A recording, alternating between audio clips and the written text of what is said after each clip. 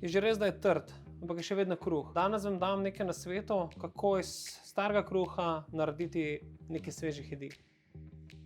V blender damo najprej maslo, stopljeno, olivno olje, moja ta priljubljena mešanica. Dodam še par strokov česna in pa mešana zelišča. Tako, zdaj zelišče jaz ne bom nacekljal, zaradi tega, ker jih bo mikser zmiksil. Dodajte zelišča, ki jih imate na razpolago. Ni potrebno, da se držite vsega, kar dam jaz.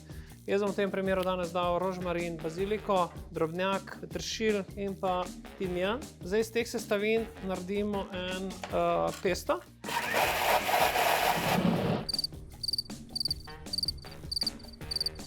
Evo, zelo lepo so se zelišča zasekljala oziroma zmiksala. Zdaj v tej fazi dodam pa kruh. Star toast, popečen, ki vam je ostal, različne vrste kruha so lahko. Malo pomagate ga zdrobiti, ne delati prevelikih kosov, ker vam jih potem ne bo uspel enakomerno zmiksati. Nekje do polovice napolnite posodo, ne več. V tej fazi pa pazite z miksanjem, da ostanejo noter veliki koščki. Meni so všeč zaradi tega, ker potem je tak res dober element hrustlavosti. Vendar morajo biti sestavine dobro pomešane. Maslo, zelišča, česen, vse se mora lepo povezati. Točno to sem hotel. Evo, super mešanico. To damo zdaj v pekač. Pečemo 15 do 20 minut, približno 130 stopinj. Potem bo barva malenko se izgubila, malo bo rjavkasta, ampak bo super. Potem pa te drobtine lahko hranite do 14 dni v tesno zaprti plastični posodi. Mešanico stresemo v pekač.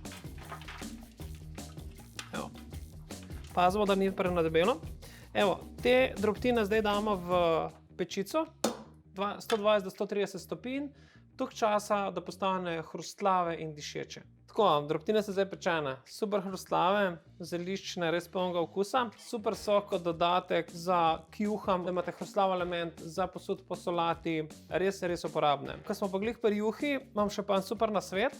Kuham juho, ki je preredka. In ni boljšega kot zgostiti juho za kruhom.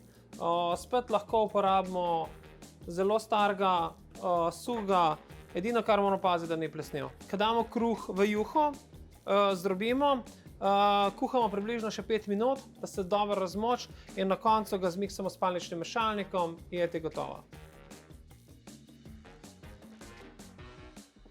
Tako, juha je zdaj pripravljena za serviranje. Hočemo sladico. Sladico?